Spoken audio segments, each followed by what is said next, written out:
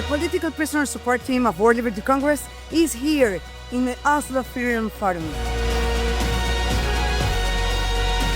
The World Liberty Congress Support for Political Prisoners group has put together 2 excellent manuals. Here in the Oslo Freedom Forum, we are sharing with all these activists around the world our experience from the political prisoner support team. We shared this idea, this conviction, that the most important thing that can be done to support political prisoners is to support their families.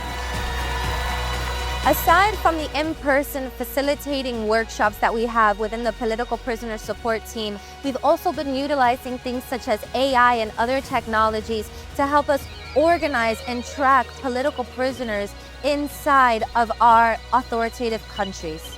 Come and use AI. The sky is the limit. AI is the limit. We can do it together. Don't be afraid or embarrassed to ask for help.